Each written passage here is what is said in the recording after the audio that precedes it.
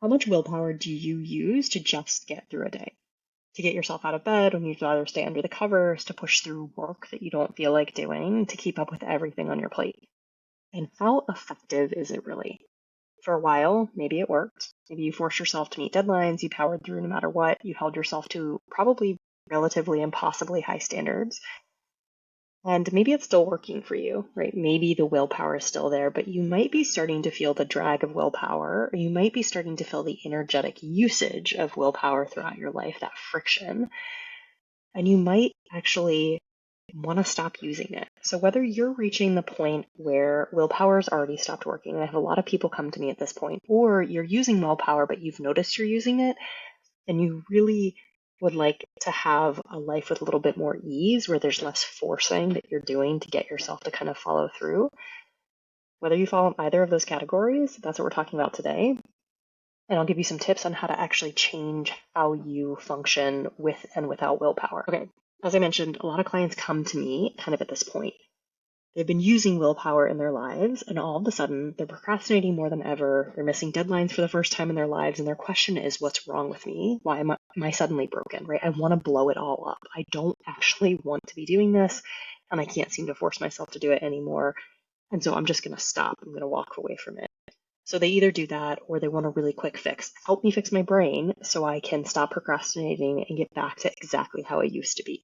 But here's the truth. There's nothing wrong with them. There's nothing wrong with you if you're there. What's happening is that willpower, which gets us pretty far in life for a lot of us, right? We have a fair amount, is actually a finite resource. And it's not a reliable resource. And so at some point, it runs out, or at some point, the stick that you've been holding over yourself, and it no longer works, right? You can no longer lie to yourself with this willpower force. Or you stop believing yourself. And if you do use a lot of willpower, you might also notice how at some point it is taking a lot of energy to use the willpower, right? It's taking a lot of energy to force yourself to do things. And you just notice maybe how much time within the day you're trying to force yourself, or how many instances, or maybe things are really starting to feel like a burden that you actually theoretically might enjoy. And you're trying to figure out what maybe is a softer or a more easeful way to go about life. I don't actually really remember the first time I consciously used willpower to get myself to do something, but it was probably studying for a test that I didn't really care about, or forcing myself to finish a paper that was in a subject I didn't really like, or maybe it was around my body and getting my body to be into a shape that I wanted to be, denying things it liked, right? Using some part of my brain to force another part of me to do something. And usually it was done with force, and usually it was done with a little bit of meanness. I got very good at this. I got really good at using force to get myself to do things. And a lot of people that I've worked with do the same thing, right? They force themselves to meet deadlines. They force themselves to uphold these really high standards. They force themselves to maintain all the different areas of their life very proficiently. I got practiced at the art of I don't want to, but I'm going to force myself to do it anyway. Or the more subtle version, I don't want to because I'm afraid that I'm not going to be good enough, or I'm afraid this isn't going to really work out. But now I'm going to force myself even harder, right? Or I'm really going to procrastinate to get away from that fear, and then I'm going to really have to use willpower to pull an all-nighter or something. For so many of us, willpower becomes the only tool in our toolbox, and we start to believe we have to use force to get things done, particularly when we're in the middle of life and we have a lot of obligations, a lot of things that we've kind of taken on, either intentionally or have been put on us, or we've taken on less intentionally, and we feel like we have to actually force ourselves to do that. Underneath a lot of the force is usually fear, like fear of failing, fear of being embarrassed or feeling ashamed, fear of being lazy, fear of not being enough, fear that other people are going to reject us or not love us, or we won't be worthy. And why this fear? I mean, it makes a lot of sense why we procrastinate, right? Because we're trying to avoid these feelings. And then it also makes sense why you use willpower to override this, because we also don't want to feel bad feelings, right? We're afraid of failing, so we procrastinate. And then we're afraid of not completing it, so we use willpower to work through, right? And so on both sides, there are actually fears. And on both sides, there are these places where we can actually learn more about ourselves and get to know ourselves. By the time we get to the middle part of life, life can start to feel like one big grind. Because there's so much we have to do, and there's so much that so many shoulds that we've accumulated, and we feel like we just have to kind of get through them. And for so many of us, at some point, it becomes this place where there isn't enough willpower to power through. There's not enough force, there's not enough force to get ourselves to do the thing that feels scary. And I don't know if we've seen this a lot with women in their 40s and 50s, and I don't know if it's if it's a hormonal shift. I don't know if it's suddenly we're like coming to a reckoning with ourselves, and we're actually getting in touch with what we really want, and we notice what's important to us versus what's important to somebody else, and where that dissonance is. Or we start to really see the places where we are really afraid, and where that fear becomes really big. When people say, I want to do this, I really do, but I keep putting it off, I can't force myself to do what I used to do, that's kind of where we are, right? This brings to mind something that's it's not unrelated.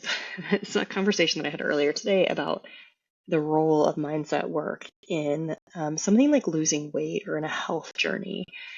And how a lot of times we will use willpower to do something like go to the gym or to change how we eat. And we do this because we might have an external goal. We want to look a certain way. We want to feel better in our bodies. We want to age more gracefully or more with more capabilities within our bodies. We might also have a doctor telling us we need to for some reason. And I watched somebody that I know go through this, and I didn't know it from the outside because I'm not very close with them, but I'm social media friends with them, right? So I've watched their journey a little bit, and they lost a lot of weight, and it looked like things were going really well. And then whatever happened in life happened, and they reverted to who they were, right? They reverted to their old self-concept. And so a lot of times we're using willpower too to overcome what we perceive as our deficiencies or some way that we believe ourselves to be. And at some point, that willpower really can't overcome that anymore. And so we have to start to look at the story underneath to shift the behavior, to shift how we're showing up. And when we do that, some really cool things happen. So the real question isn't how do I force myself? The better question is, why do I want this? What's the real reason? If I was choosing this, not forcing it, why would I choose it? Or something more along the lines of, what am I afraid of here? Why am I not engaging with this, right? This question that we're actually kind of like afraid to ask, why am I procrastinating? What is the bad thing that I think is going to happen if I start this, or if I follow through, or if I don't follow through? How do I think I'll feel if I do it or don't do it? Because if we're not using force, we're using more nuance, right? And maybe force isn't necessary at all, because what if you could feel good as you do these things? What if you could actually use some of these paths or these tasks or these kind of assignments in life as ways to get to know yourself, not as ways to kind of rule yourself? And this is where working with your brain and nervous system comes in, right? This is the mindset component of this, because it's about replacing fear and force with connection, with choice, with empowerment, right? So in that place where you normally were kind of a taskmaster with yourself and force yourself to keep going, replacing that with a connection and getting to know yourself in that moment, so you understand the real reasons why you might not want to do something, or what you're afraid of, or a more complete story of what's going on. So if you've ever parented a toddler, you know this truth. Yes, you can force them to do something, but it is often with a lot of screaming and some physical kicking, hitting, whatever, right? So that magic can actually happen in really beautiful parenting, because I know you've seen this, or maybe you've even done it, is when you work with them, when you help them come around on their own, when you validate and understand where they're coming from, where you help them feel heard, where you help them feel seen, and then help them move towards doing something of their own volition. And the same is true with you. You don't actually need to manipulate yourself into compliance. You don't need to force yourself in that moment, right? You need to get curious. Why am I trying to force? What am I trying to force myself to do? And why am I needing to use force? Why am I doing this thing? Why do I want to do it?